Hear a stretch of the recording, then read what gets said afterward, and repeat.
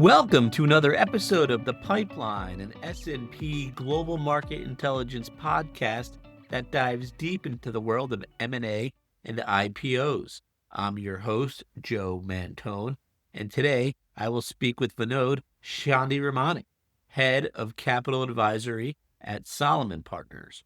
Vinod joined Solomon in 2024 to build out a practice that focuses on services that include financing and debt, special situations, liability management, and restructuring. Vinod, thank you for joining us. Thank you for having me, Joe. On today's episode, we're going to focus on the middle market where M&A activity has been slow. This lack of activity has been partly driven by the interest rate environment. Higher rates have made it difficult for private equity firms to realize the returns they had hoped for. This is especially the case for portfolio investments that were made when interest rates were low, and that helped drive up valuations. But luckily, on today's episode, we are joined by Vinod, who will talk about some capital solutions that can help financial sponsors and companies maximize their value in the current environment. But before we get into the current market dynamics, I always like to hear about the backgrounds of our guests and how they got into financial services. Vinod, you have an MBA from NYU Stern, and you also attended the University of Michigan, two great schools. Did your areas of focus when you were studying have a big impact on where you ended up? I would say my education had an impact in different ways. If you knew me when I was in undergrad, I was highly focused on getting back to the Caribbean and doing something down there, which is where I'm from and where I grew up. But I did, while at Michigan, really take a liking to market dynamics and market structure. So I spent a lot of time studying economics and had a lot of interest in that. And the other component, which really actually has had a meaningful impact on some of the advice that we give today and approach to processes, is really the social aspects of what I observed at Michigan as a kid. People, when they communicate with each other, hear very different things. And that observation, even in a deal dynamic today, is critical to be able to have and assess, especially when you're trying to bring parties together to do complicated deals.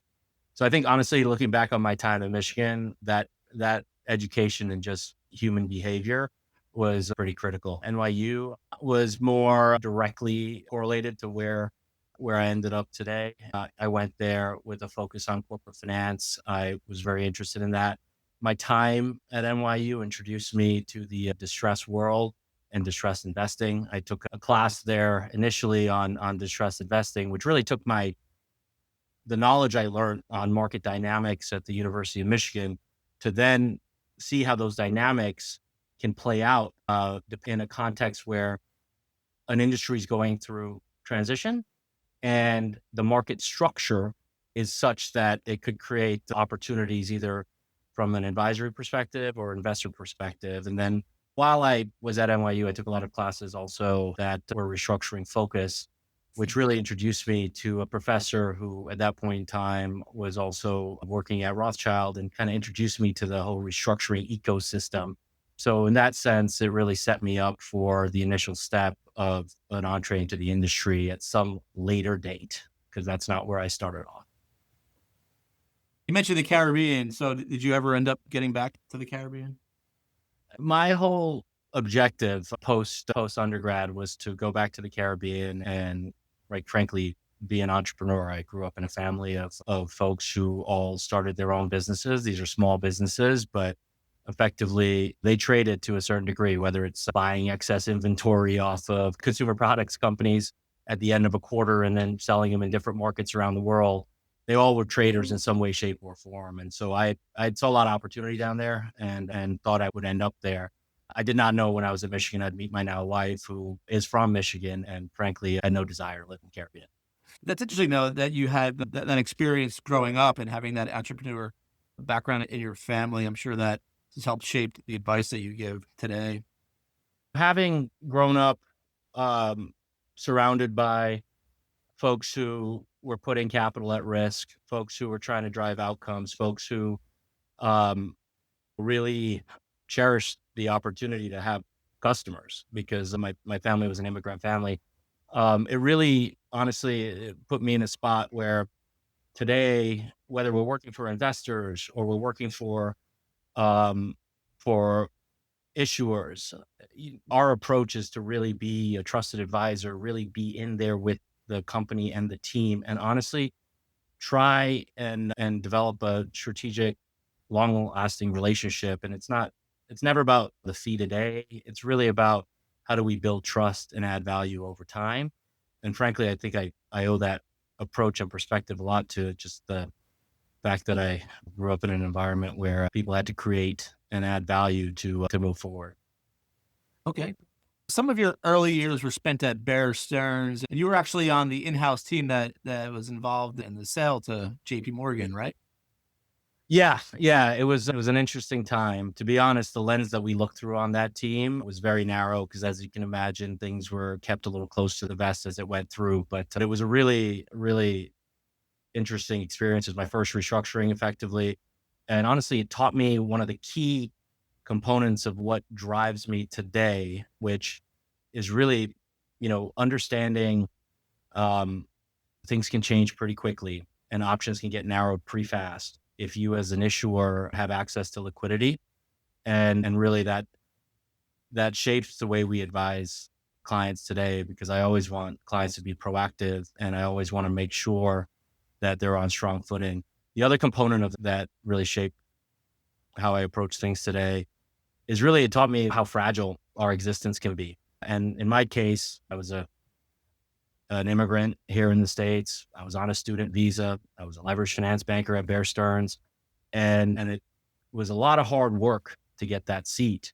And really in that environment and that dynamic, all of that could go away very quickly if for things that were totally out of my control. And so it really taught me to really cherish every opportunity and focus on making sure that the people you interact with value your interaction. Yeah, that was a crazy time around then. But so then after that, then you went to Rothschild, right? From there, from Bear Stearns? Yeah, I ended up at Rothschild. So my professor I had at NYU, his name was Jerry Rosenfeld. I think he was the chairman of Rothschild at that point in time, but he was an adjunct professor. I took a class with him, and so he had always thought I'd be good at restructuring, and I was at that point in time I'd committed to Bear, so I wasn't really interested in it. But after working on the Bear deal, I didn't think it was a great time to be a leveraged finance banker. And I just happened to have another mentor, Steve Lipman, who was at Bear at the time, who was also knew David Resnick, who was the chairman of Rothschild's restructuring group at that point in time. They were close friends, and just through those connections, I started a dialogue with them and ended up cutting my teeth there through the financial crisis. Yeah, that's a great contact to have as a professor. So then you went to the buy side, and then you joined Greenhill for a few years, and you joined Solomon in 2024. What was the opportunity that you saw that brought you to your current position? So the opportunity at Solomon is multifaceted. The firm has grown to a pretty scaled organization. We have a pretty diverse industry platform, and we service a lot of companies in the middle market. And our industry bankers, they are effectively best in class within the verticals that they service and advise.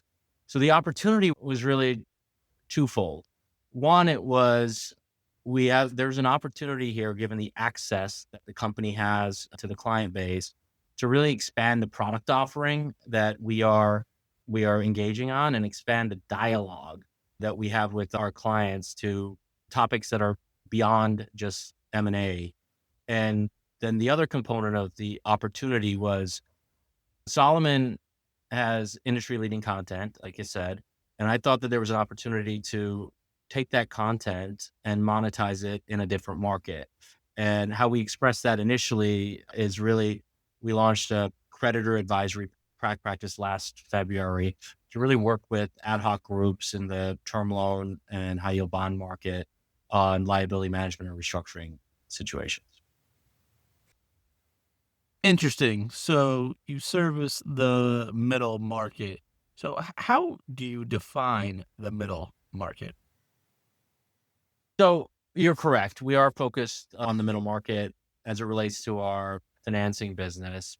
But the way I think about what we focus on here is first, we focus on identifying situations where we think we can add value. And then in those situations, we assess them for if the potential client will value our partnership. Now, as it relates to the middle market, the way we define that and the way we look for opportunities on the primary side is really we look for businesses with 25 to $70 million of EBITDA. The reason why we look through that lens, it really comes down to market access. And once you get above $70 million of EBITDA, the market access grows exponentially. You suddenly have access to the BSL market. You suddenly have access to the high yield market, and you have access to just a lot of other pockets that frankly limit our ability as advisors to drive creative solutions. But in this 25 to $70 million set, the depth of investors that play in that market are limited in terms of where we would play, because we're not doing flow-based direct lending advisory work, right? We're looking for very interesting off-the-run financing opportunities where our advice can drive a differentiated outcome. And the market participants who play in that component of the financing markets isn't that deep. So that range, is that something that you learned over the years? That was the sweet spot for this sort of practice? So, and the short answer is yes. I've learned it over the years, but then also you look at it through the lens of, as an advisor, what's your competitive dynamic there, right? And who are the people you're competing with, and what are the services they're offering? And so you have to look at the market structure on both sides. And for us, given where Solomon is today, I just think that there's a disproportionate amount of areas where we'll be able to do special things. And then I know oftentimes restructuring gets associated with a bankruptcy or a court process, but it's really in everyone's best interest to avoid that outcome, right?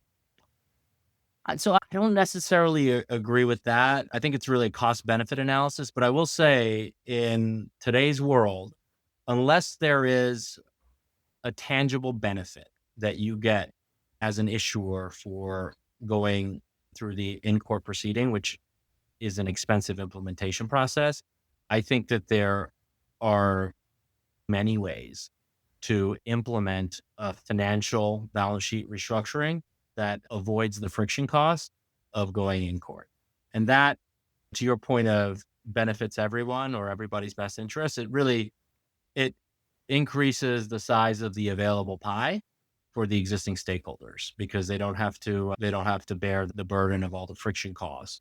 So in some ways it is better for folks to stay out of court, but there are multiple cases where it's just necessary to do it, for whether you have to recut your footprint of a business, or you need to get concessions for contracts that are out of the money, that you need the relief of the court to help you out. Yeah, I guess what I was getting at was there's a lot more to restructuring than just the court process. Yeah. Yeah. And that's what we're betting on here, right? We're betting on that recapitalizations with capital solution deals or hybrid capital deals and liability management transactions that may be a little more comprehensive than what have been done historically are all tools that are available to achieve a similar financial balance sheet outcome. Given that the Fed started to hike rates in 2022 and they have stayed elevated ever since, I'm sure there's no shortage of companies that could use restructuring or liability management services.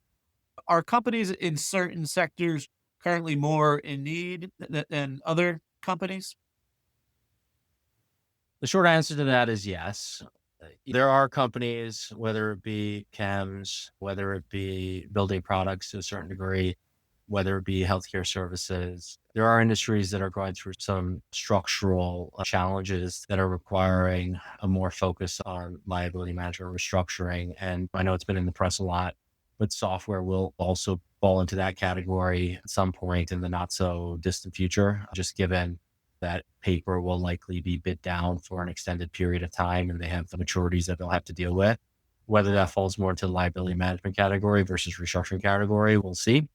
But yes, there are companies that do need it more than others. I think through the portfolio that we look at here at Solomon, our industries haven't been facing a lot of structural shifts just yet. So where we see the restructuring and liability management opportunities are really associated with issuers that have had operational and execution related challenges that have put them in a situation where they just need to address their balance sheet.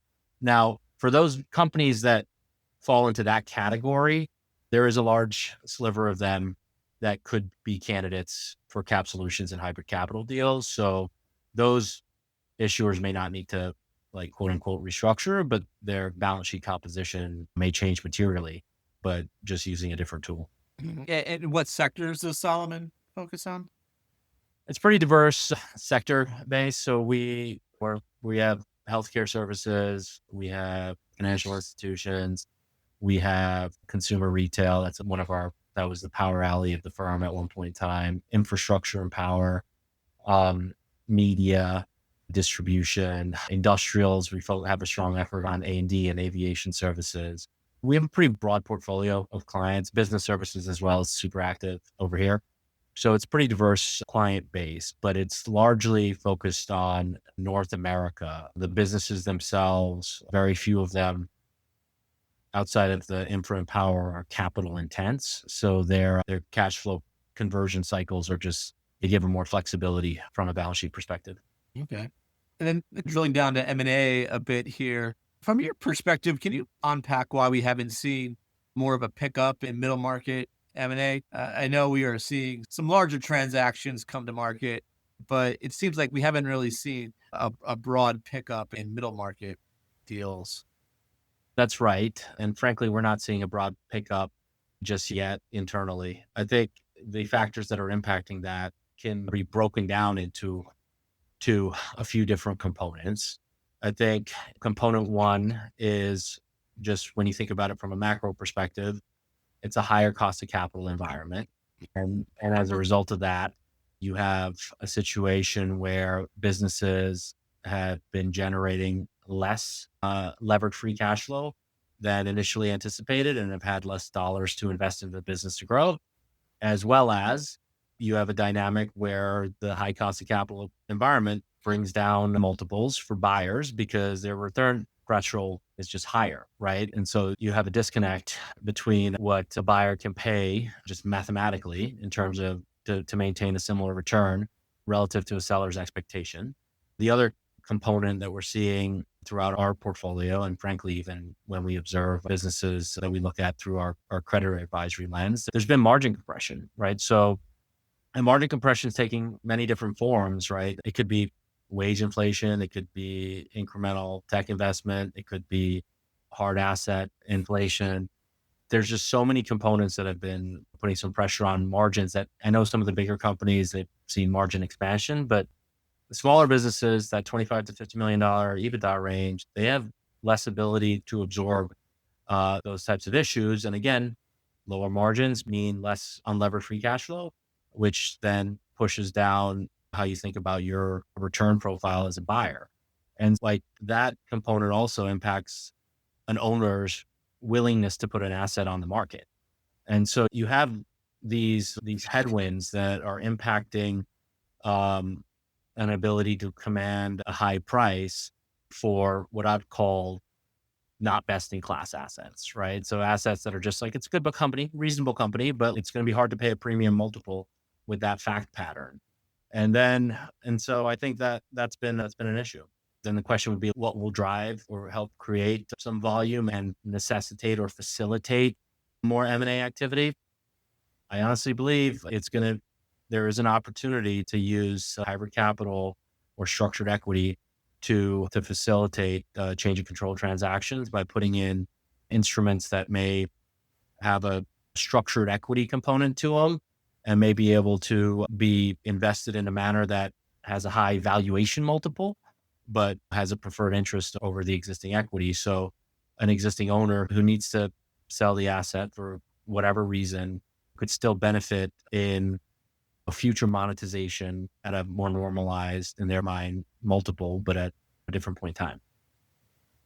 Can you tell a bit more about what you mean by hybrid capital? So hybrid capital it could be either a debt instrument or a preferred equity instrument. It's a junior piece of paper that effectively steps into what mezzanine or holdco financing used to be. So it's applicable for companies that outside of debt capacity. So they couldn't service the debt if you were to raise debt through that deep in the structure, but you're inside a value cushion. So there's value cushion beyond that junior capital piece that I'm calling hybrid. That form of capital can attach and detach in a capitalization structure anywhere from 60 to 85% of LTV. LTV being loan to value. It can be a capital source that can come into a situation where maybe you have a sponsor who needs to facilitate some DPI, but wants to stay, the asset still has more room to run. Or maybe it's a founder owned business where they want to take some chips off the table and maybe acquire another asset, but they don't have the ability to put the money in. It can be used in those types of use cases to facilitate a change of control over time. They can be convertible or they can be redeemable. So depending on the use case, you could structure it such that it's a delayed draw feature where it's convertible into, as an example, 20% of the equity today. The next draw, maybe that gets them up to 60% of the equity. And it's just a structured equity solution. So get a little money today and then more later on when hopefully times are better. Yeah. Or you can get all the money today. It depends on the use case. But yes, I think that's a market that's going to allow an owner of a business to take chips off the table and still ride the upside if you think there's more room to run with the thesis. And then you can structure it, whether it's redeemable, it will have less governance and act more debt-like. And if it's convertible, it'll have more governance and be more involved with the day-to-day. It just depends on what the owner of the business wants to achieve with that partnership. So the hybrid capital, is this a solution that's come up a lot in recent meetings that you've had with clients? So part of the initial thesis of coming to Solomon was to do these types of deals because of this dynamic that we're seeing in the markets today, which is lower M&A activity and higher rates and inflation. And so it is a topic that is now coming up all the time in client meetings. But the deals are tricky deals, right? So they're not easy because the governance is complicated. There's a whole host of things that make them tricky, but we're actively evaluating them. We're actively, frankly, executing them. And I think it's just going to be another part of the toolkit. Sure. Are we seeing private equity firms show any increased willingness to exit the investments that they made from vintages when rates were lower and valuations were higher? So on this one, I'm probably not the most qualified person to answer because this really would fall into our sponsor coverage. But I will tell you through the lens that I look through and my observations as talking to our sponsor coverage folks, and then also seeing the deal flow that I see through our group as it relates to this type of activity in the market. I would say we have not seen a big push to bring assets that aren't best in class to market right now. But we do believe as a firm that there will be activity here because just structurally there needs to be exits from a lot of these portfolios, and that will play out over the next couple of years. Yeah, you gotta get those exits sometime, right? Yeah. Yeah. Okay. Vinod, well, I really appreciate you taking all this time with us today. So thanks a lot. No, appreciate it. Thank you for having me on, and hopefully this was helpful for your audience. Yes, I think it was very good. So thanks a lot. Thank you for joining, and thank you everyone for listening.